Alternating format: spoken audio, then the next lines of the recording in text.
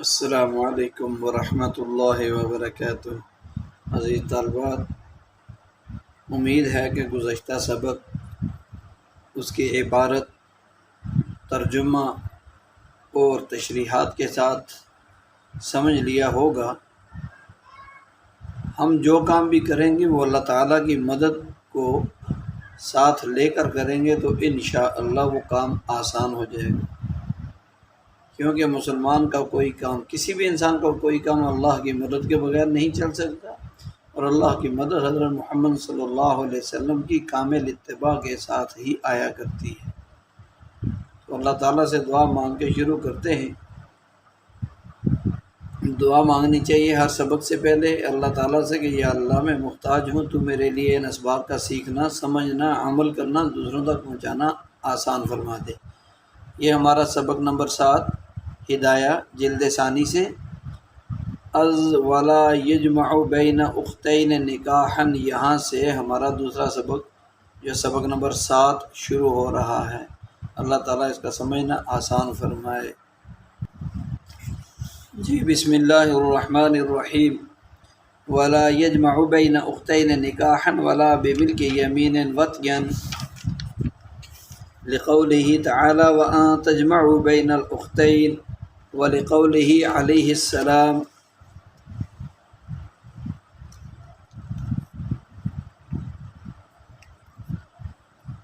من كان يؤمن بالله واليوم الآخر فلا يجمعن ماءه في رحم أختين، فإن تزوج أخت أمة له قد وطئها صح النكاح لصدوره من أهله مضافا إلى محله، وَإِذَا جاز لا يطأ الأمة وإن كان لم يطأ المنكوحة، لأن المنكوحة موطوءة حكما ولا يطأ المنكوحة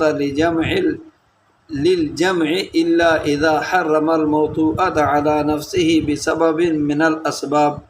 فحينئذ يطأ المنكوحة لعدم الجمع وطئا، ويطأ المنكوحة إن لم يكن وطئ المملوكة لعدم الجمع وطئا، إذ المرقوقة ليست موطوءة حكما، فإن تزوج أختين في عقدتين ولا يدري أيتهما أولى فرق بينه وبينهما، لأن نكاح إحداهما باطل بيقين، ولا وجه إلى التعيين لعدم الأولوية، ولا إلى التنفيذ مع التجهيل لعدم الفائدة أو للضرر، فتعين التفريق، ولهما نصف المهر لأنه وجب للأولى منهما، وإن عدمت الولاية للجهل بالأولوية فينصرف إليهما، وقيل لا بد من دعوى كل واحدة منهما أنها الأولى أو الاصطلاح لجهالة المستحقة۔ یہاں تک ہماری عبارت ہے، اب ہم اس کا ترجمہ کر رہے ہیں۔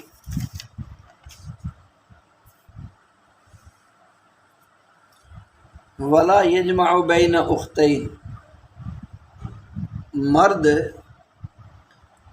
ولا یجمع الرجل محذوف عبارت بنے گی کہ مرد جمع نہ کرے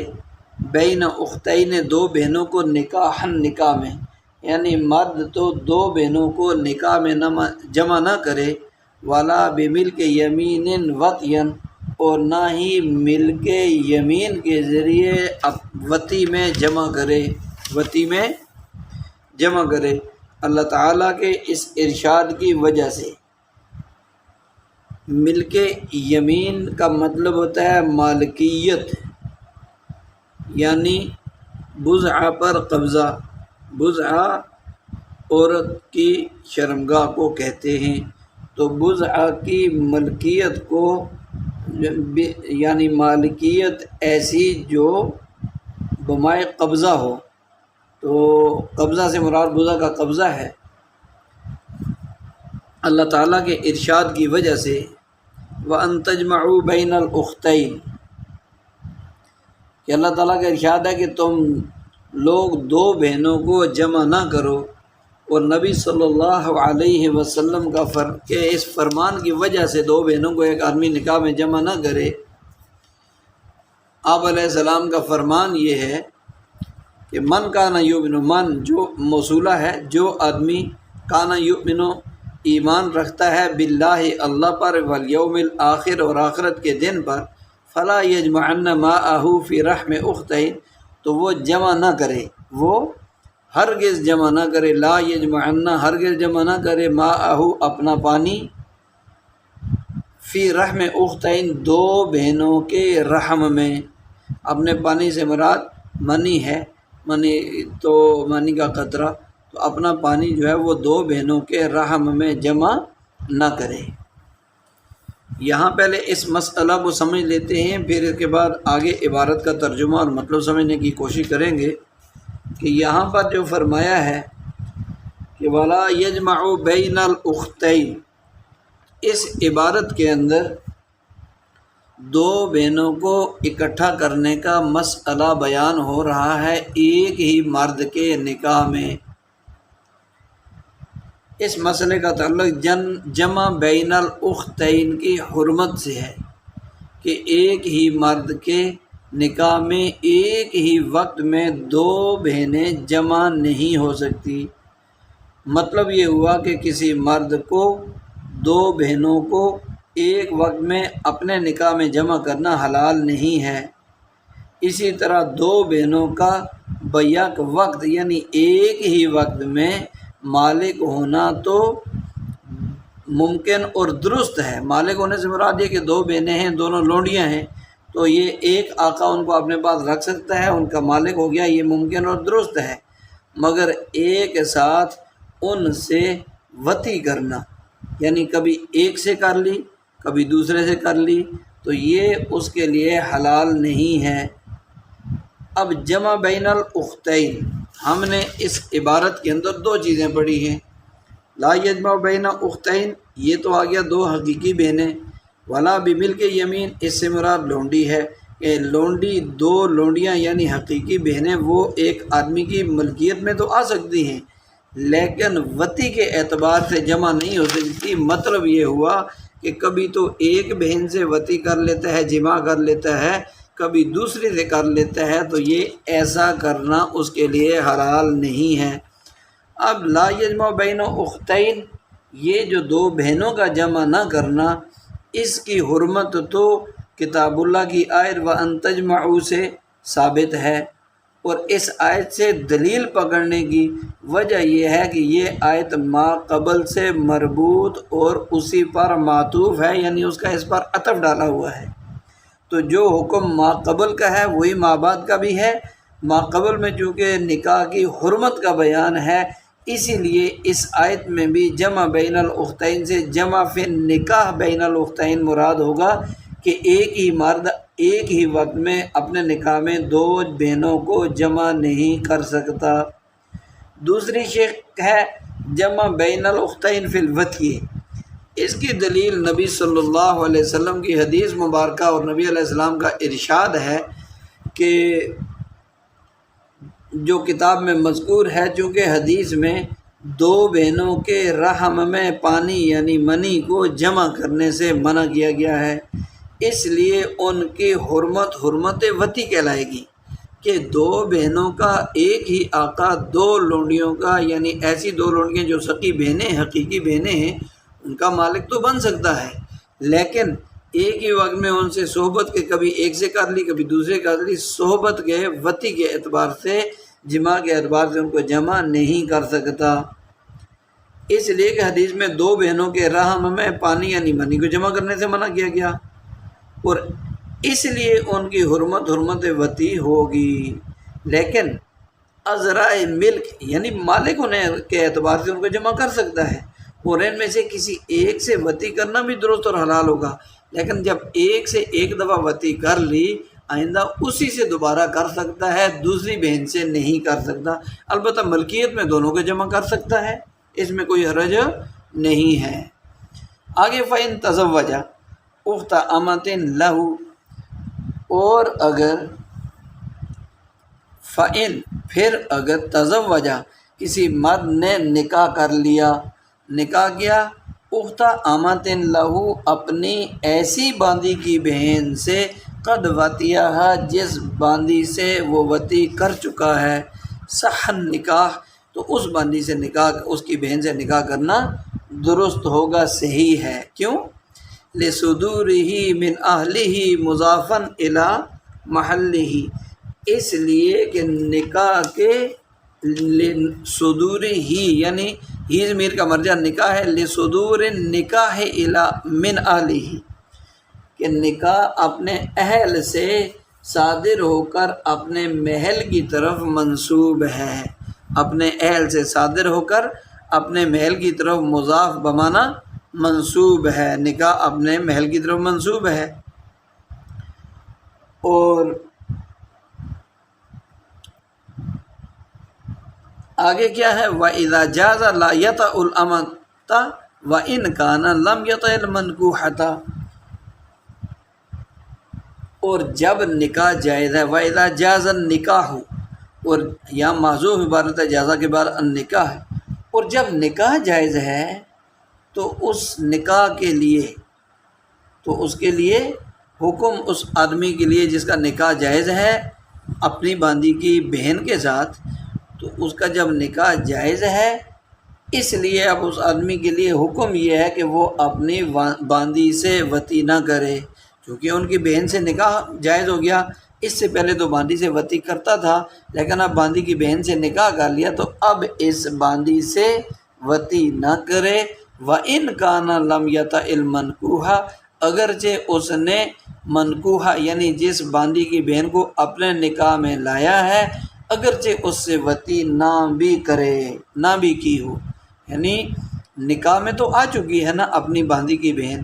موتوعہ کہتے ہیں جس سے وطی کر چکا ہو، تو چونکہ باندی اپنی موتوعہ ہے، پہلے وطی کر چکا تھا، صحبت کر چکا تھا، پھر اس کے بعد اس کی بہن سے نکاح کر لیا، اب یہ نکاح کرنا درست بھی ہو گیا، لہٰذا جب نکاح جائز ہو گیا، منعقد ہو گیا، تو اب اس باندی سے جو پہلے اس کے جو ہے وہ جس سے پہلے صحبت کرتا رہا، اب اگرچہ وہ اس کو دوبارہ اس سے صحبت نہ بھی کرے، پھر بھی کیا ہے جو ہے اب باندی سے نکاح جو ہے وہ منکوحہ سے جماع نہ بھی کرے، پھر بھی اب باندی سے جماع یا صحبت نہیں کرے گا۔ وجہ کیا ہے؟ لِأَنَّ الْمَنْكُوحَةَ مَوْطُوءَةً حُکْمًا، اس لیے کہ منکوحہ جسے نکاح میں لایا گیا وہ اب موتوعہ ہے، یعنی اس کے ساتھ وطی نہ ہونے کے باوجود بھی حکم تو موتوعہ کا لگ گیا اس پر، تو وہ جو ہے منکوحہ حکماً موتوعہ ہے، یعنی حقیقت میں تو اس کے ساتھ جماع نہیں ہوا لیکن حکماً تو ہو گیا کہ اس کے نکاح میں ہے، جب بھی کرنا چاہے کر سکتا ہے۔ وَلَا يَطَأُ الْمَنْكُوحَةُ لِلْجَمْعِ إِلَّا إِذَا حَرَّمَ الْمَوْطُوعَ عَلَى نَفْسِهِ بِسَبَبٍ مِّنَ الْأَسْبَابِ، اور جمع کے سبب، اور جمع کے لا يَطَأُ الْمَنْكُوحَ اپنی منکوحہ سے وطی نہ کرے، لِلْجَمْعِ یعنی دو بہنوں کے جمع ہونے کے سبب وجہ سے، مگر یہ کہ اذا حرم الموتوع علی نفسی، جب موتوع کو جس سے پہلے وطی کر چکا ہے اپنی منکوحہ کی بہن سے، باندی سے، تو جب اس کو حرام کر لے اپنے اوپر، الا یہ کہ اپنے اوپر موتوع کو حرام کر لے، بسبب من الاسباب، کسی سبب سے، حرمت کے اسباب میں سے کسی سبب کو اختیار کر کے اپنے اوپر جب حرام کر لے گا تو اب منکوحہ سے وطی کرے گا۔ وہ اسباب کیا ہیں؟ یہ بابا بسبب ان کے نیچے اگر دیکھیں گے لکھا ہوا ہے کل بیع والہبہ مع التسلیم والکتابہ، یعنی اس نے جو باندھی تھی موتوعہ اس کو بیچ دیا، اب بیچ دیا تو یہ کسی کی ملکیت میں چلے گی، اس پر تو اب حرام ہو گئی۔ ایسی ہبہ مع التسلیم یعنی کسی کو ہبہ تحفہ گفٹ کر دیا اور اس کے حوالے بھی کر دی، زبانی نہیں کیا بلکہ حوالے بھی کر دی، تو پھر بھی اس نے اپنے اوپر اس کو حرام کر لیا۔ ایسے ہی کتابت کر دی، یعنی اس کو یہ کہہ دیا، لکھ کر دے دیا کہ تو اتنے پیسے دے دے، تو آزاد ہے، تو اب وہ اس کی مکتوبہ بن گئی، لہٰذا یہ بھی حرام ہونے کی ضرورت ہے۔ اب جب موتوعہ باندی کو اس نے اپنے اوپر حرمت کے اسباب میں سے کوئی سبب اختیار کر کر اپنے اوپر حرام کر لیا ہے، اب منکوحہ سے وطی کرے گا تاکہ جمع بین الاختین لازم نہ آئے۔ فحین اذن یطأ المنکوحہ، تو اس وقت جو ہے وہ فحین اذن، تو اس وقت یعنی اپنے اوپر حرام کرنے کے بعد یطأ المنکوحہ، اپنی منکوحہ سے نکاح جو ہے وہ وطی یعنی جماع کر سکتا ہے، لعدم الجمع وطیا، کہ وطی کے اعتبار سے دونوں کے اندر جمع ہونا نہ پائے جانے کی وجہ سے، کیونکہ دو بہنیں اب جمع نہیں ہو رہی، ایک بہن کو اپنے اوپر حرام کر لیا بیچ کر یا ہبہ کر کے یا کتابت کے ذریعے سے، لہذا اب منکوحہ جس باندی کی بہن کو نکاح کر کے لایا ہے اب اس سے وطی کرے، کیونکہ لعدم الجمع وطیا، اب وطی کے اعتبار سے دو بہنوں کا جمع ہونا نہیں پایا جاتا۔ وَيَطأ الْمَنْكُوحَةَ، اور منکوحہ سے جو ہے وہ وطی کرے، إِن لَمْ يَكُنْ وَطِئَ الْمَمْلُوكَ لِعَدْمِ الْجَمْعِ وَطِئًا، اگر اس نے منکوحہ سے یعنی اس نے مملوکہ سے وطی نہ کی ہو، إِن لَمْ يَكُنْ وَطِئَ، اگر اس نے وطی نہ کی ہو، المملوکہ مملوکہ سے وطی نہ کی ہو، تو پھر کیا ہے کہ جمع بین الوطی لعدم الجمع وطیا، تو وطی کے اعتبار سے جمع ہونا نہ پائے جانے کی صورت میں یطأ المنکوحہ منکوحہ سے وطی کر سکتا ہے۔ اذ المرقوقہ لیست موطوعہ حکما، کیونکہ موقوفہ، مرقوقہ بمعنی موقوفہ، مرقوقہ بمعنی موقوفہ، اب جو موقوفہ لیست موطوعۃ، یہ حکماً موطوعہ نہیں ہوتی، موقوفہ حکماً موطوعہ نہیں ہوتی۔ یہاں تک اس کو پہلے سمجھ لیتے ہیں، پھر اس کے بعد آگے چلیں گے انشاءاللہ۔ یہاں پر اس عبارت میں دو مسئلے بیان ہوئے۔ ایک مسئلہ یہ بیان ہوا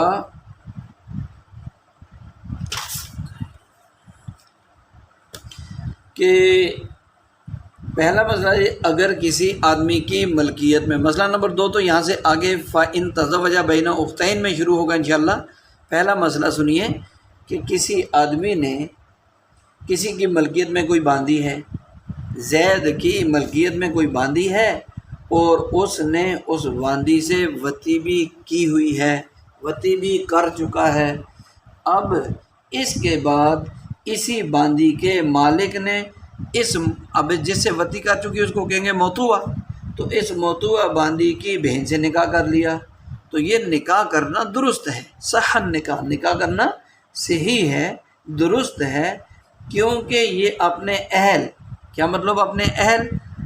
اہل سے مراد یعنی عاقل بالغ کی طرف سے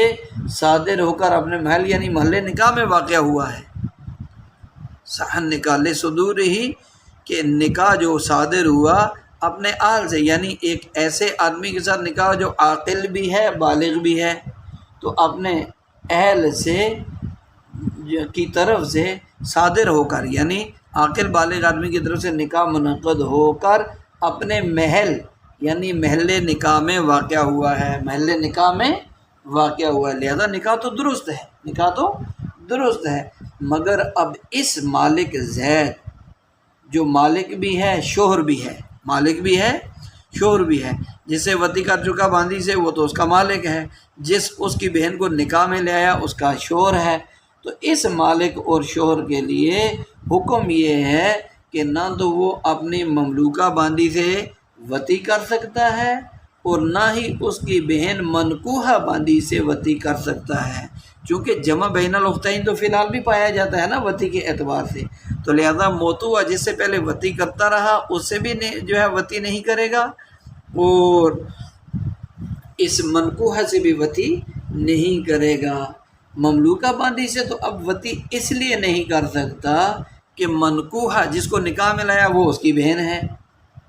اور وہ حکماً موطوعہ کے درجے میں ہے، بے شک حقیقت میں اس سے وطی نہیں ہوئی لیکن حکم تو وطی کا لگ گیا، جب نکاح میں آگے قبضہ ہو گیا کسی وقت بھی ہو سکتی ہے،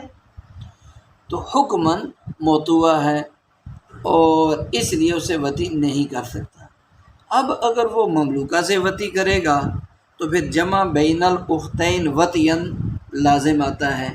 جمع بین الاختین پھر نکاح لازم آئے گا، کیونکہ منکوحہ سے وطی کرے گا تو جمع مملوکہ سے، اگر مملوکہ سے وطی کرے گا تو جمع بین الاختین پھر نکاح لازم آتا ہے، دو بہنوں کا نکاح میں جمع ہونا، جو کہ درست نہیں۔ اور حدیث میں من کان یؤمن باللہ والیوم الآخر فلا یجمعن معه فی رحم اختین، کہ جو اللہ اور آخرت کے دن پر ایمان رکھتا ہو تو اپنا پانی یعنی اپنے منی وہ دو بہنوں کے رحم میں جمع نہ کرے، لہذا یہ تو حرام ہے۔ اور منکوحہ سے وطی کرنے کی صورت میں تو حقیقت میں جمع بین الاختین وطئن لازم آتا ہے، وطی کے اعتبار سے دو بہنوں کا جمع ہونا لازم آتا ہے، اس لیے اس منکوحہ سے وطی کرنا تو بدرجہ اولا حرام ہوگا، بدرجہ اولا حرام ہوگا۔ البتہ نکاح کے بعد شوہر اپنی مملوکہ جو ہے، یعنی جو پہلے ملکیت میں تھی باندی اور موتوعہ بھی تھی، اس باندی کو یا تو بیچ دے یا اس کا کہیں نکاح کروا دے یا ہبہ کر کے کسی کے حوالے کر دے یا جو ہے اس کو کتابت کر کے لکھ دے، ان اسباب میں سے کوئی بھی سبب اختیار کرے گا تو وہ ہمیشہ کے لیے اس پر حرام ہو جائے گی۔ جب یہ اپنے اوپر موتوعہ مملوکہ باندی کو حرام کر لے گا تو پھر اب جو ہے منکوحہ اس کی بہن جس کو نکاح میں لایا بغیر کسی خوف کے اب اس سے وطی کر سکتا ہے، کیوں کہ موتوعہ کے اس پر حرام ہو جانے کی وجہ سے اب جمع بین الاختین وطئن کی خرابی لازم نہیں آئے گی، اور یہی جمع بین الاختین وطئن کی خرابی جو ہے وہ وطی کو حرام کرنے والی چیز تھی، لہٰذا اس کے زائل ہونے سے وطی کا حلال ہونا لازم آ جائے گا۔ اس لیے کہ ضابطہ ہے اذا زال المانع عاد الممنوع، کہ مانع جب زائل ہو جاتا ہے، رکاوٹ ختم ہو جاتی ہے تو ممنوع جس سے منع کیا جاتا ہے وہ جائز ہو جاتا ہے، عاد واپس لوٹ آتا ہے، یعنی حلال اور جائز ہونے کی طرف اس کا حکم لوٹ آتا ہے۔ اور اگر مالک نے اپنی مملوکہ باندی سے وطی نہیں کی اور اس کی بہن سے نکاح اور پھر اس کی بہن سے نکاح کر لیا، اب اس منکوحہ سے وطی کر سکتا ہے، اپنی پہلے جو مملوکہ باندی تھی اس سے کبھی وطی کی ہی نہیں تھی، اوپر والی صورت تو یہ تھی نا کہ وطی کر چکا تھا پھر بہن سے نکاح کیا، اب اگر اس سے وطی نہیں کی تھی اور اس کی بہن سے نکاح کر لیا تو اب اس کی بہن جس کو نکاح میں لایا ہے منکوحہ کے لائے گی، اس سے وطی بھی کر سکتا ہے۔ کیوں؟ اس لیے کہ جب اس نے مملوکہ کو موتوعہ نہیں بنایا، وطی نہیں کی، تو منکوحہ سے وطی کرنے کی صورت میں جمع بین الاختین نہیں لازم آتا وطی کے اعتبار سے، اس لیے کہ مملوکہ باندی وہ موقوفہ عن الوطی ہے، جو مملوکہ باندی ہے وہ تو مرقوقہ ہے، یعنی باندی تو ہے، ملکیت میں تو ہے، لیکن موتوعہ نہیں ہے کہ اس سے اس نے وطی کبھی کی ہی نہیں، تو یہ موقوفہ عن الوطی تو نہ ہوئی نا، پھر وطی سے موقوف کی ہوئی، یعنی وطی سے رکا ہوا ہے، لہٰذا موقوفہ حکماً موتوعہ نہیں ہوتی، موقوفہ جو ہے لیست موتوعۃ حکماً پھر یہ منکوحہ کے ساتھ صحبت نہ بھی کرے حکماً وہ موتوعہ بن جاتی ہے، لیکن موتوعہ جو مملوکہ ہے یعنی باندی ملکیت میں وہ حکماً موتوعہ بن نہیں سکتی، اس لیے یہاں یہ صورت بھی جمع کی خرابی اور برائی سے پاک ہے، لہذا اس صورت میں منکوحہ سے وطی کرنا درست اور جائز ہے۔ اگلا مسئلہ یہ ہے فَإِن تَزَوَّجَ أُخْتَيْنِ فِي عَقْدَتَيْنِ وَلَا يَدْرِي أَيَّتَهُمَا أُولَىٰ فَرَّقَ بَيْنَهُ وَبَيْنَهُمَا، پھر اگر کسی آدمی نے کیا کر لیا، نکاح کر لیا دو بہنوں سے، فی عقدتین دو عقد نکاح میں، یعنی دو مجالس میں، ایک بہن سے نکاح الگ مجلس میں ہوا، دوسرے میں الگ ہوا، ایک سے ایجاب و قبول الگ، دوسرے سے الگ، کسی نے دو بہنوں سے دو عقد میں نکاح کیا اور ان میں سے پہلی کا ولا یدری نکاح کرنے والا نہیں جانتا، اسے معلوم نہیں، ایتہما ان دو بہنوں میں سے کون سی، اولا پہلی ہے، پہلی کا اسے علم نہیں ہے، فرق بینہ تو اس نکاح کرنے والے اور ان دو بہنوں کے درمیان تفریق کر دی جائے گی، یعنی جدا کر دیا جائے گا۔ ان کو کیا کر دیا جائے گا؟ جدا کر دیا جائے گا۔ تو دو نکاح، عقدتین سے مراد دو نکاح ہیں، ٹھیک ہے جی، ایک سے نکاح، دو نکاح الگ الگ ہوئے، ایک بہن سے نکاح کیا پھر دوسری بہن سے، تو یہ دو مجلس کہلائے گی، ٹھیک ہے۔ کیوں ان دونوں کو جدا کیا جائے گا، دونوں بہنوں اور اس نکاح کرنے والے کو؟ دلیل دے رہے ہیں لِأَنَّ نِکَاحَ إِحْدَاهُمَا بَاطِلٌ بِيَقِينٍ، اس لیے کہ ہما تثنیہ کی ضمیر ہے، اس کا مرجع اختین ہے، کہ ان دونوں بہنوں میں سے ایک کا نکاح، ان دونوں بہنوں میں سے ایک کا نکاح تو باطل ہے بِيَقِينٍ، یقینی طور پر، وَلَا وَجْهَ إِلَى التَّعْيِينِ لِعَدْمِ الْأَوْلِوِيَّةِ، اور کیونکہ ان میں سے ایک کا نکاح تو بالیقین باطل ہوا، اور ولا وجہ الا تعین لعدم الالویہ، الوہیت یعنی پہلے کس کا نکاح ہوا؟ پہلے نکاح ہونے کی وجہ معلوم، پہلے نکاح ہونا معلوم نہ ہونے کی وجہ سے کسی ایک کو متعین کرنے کی لا وجہ، کوئی صورت بھی نہیں ہے، الا تعین متعین کرنے کی، لعدم الالویہ الوہیت معلوم نہ ہونے کی وجہ سے کسی ایک کو متعین کرنے کی کوئی صورت نہیں ہے، ولا وجہ الی التنفیذ مع التجہیل لعدم الفائدہ، اور دوسری صورت یہ کہ لا الی التنفیذ، کوئی لا وجہ، کوئی صورت ایسی بھی نہیں ہے الی التنفیذ، نکاح کو نافذ کرنے کی، نکاح کو نافذ کرنے کی کوئی شکل بھی نہیں ہے، وجہ کا مطلب ہے شکل یا صورت، نکاح کو نافذ کرنے کی کوئی شکل یا صورت بھی نہیں ہے، مع التجہیل، مجہول ہونے کی وجہ سے، کیا مطلب؟ جہالت کی وجہ سے، لعدم الفائدہ، جہالت کے ہوتے ہوئے نکاح کو نافذ کرنے کی بھی کوئی شکل نہیں ہے، لعدم الفائدہ تھے، اس میں فائدہ نہ ہونے کی وجہ سے، او للضرر، یا ضرر پائے جانے کی وجہ سے، یہ کہ ضرر ہے، اس میں نقصان ہے کہ معلوم ہی نہیں کہ پہلی کون سی ہے بعد میں کون سی ہے، نکاح پہلے کس کا ہوا کوئی پتہ نہیں، لہذا کیا ہو جائے گا؟ فتعین التفریق، تو لہذا تفریق متعین ہے، جدائی متعین ہے۔ اس کو سمجھنے کے لیے یہاں پر یہ ہے کہ دوسرا مسئلہ کہ ایک آدمی اگر دو نکاحوں میں، دو نکاح، ایک نکاح سے ایک بہن، دوسرے نکاح سے دوسری بہن، دو عقد کے تحت دو بہنوں سے نکاح کر لیا، اور اسے یہ نکاح کرنے والے کو یہ معلوم نہیں کہ ان دو بہنوں میں سے پہلا نکاح کس کے ساتھ ہوا، فاطمہ کے ساتھ ہے عائشہ کے ساتھ، تو قاضی شوہر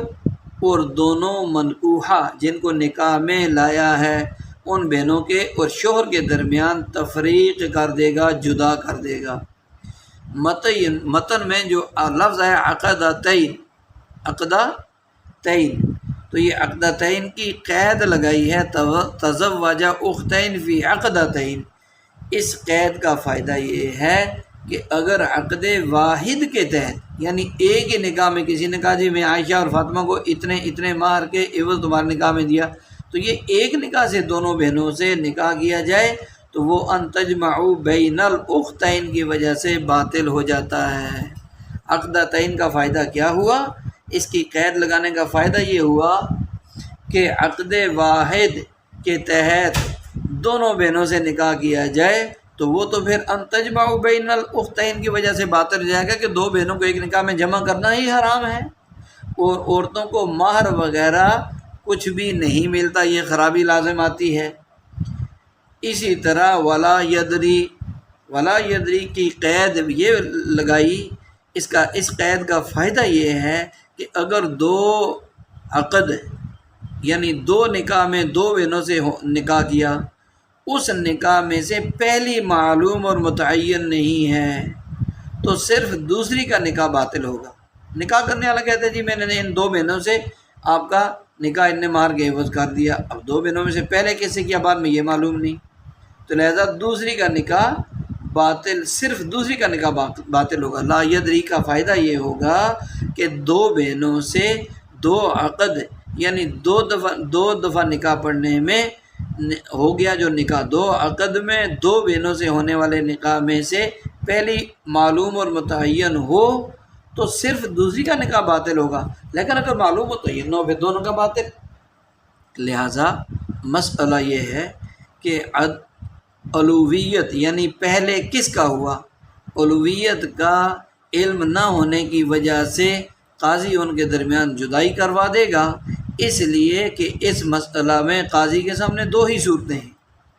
ایک صورت یہ ہے کہ ان میں سے کسی ایک کے نکاح کو متعین کر کے اس کو منکوحہ کرا دے کہ بھائی یہ منکوحہ ہے، تیری بیوی ہے، دوسری فارغ۔ دوسری صورت یہ ہے کہ جہالت کی وجہ سے دونوں کا نکاح نافذ کر دے کہ جی دونوں کا نکاح نافذ ہے، چونکہ معلوم نہیں کس کا پہلے ہوا۔ لیکن یہ دونوں صورتیں ممکن نہیں ہیں۔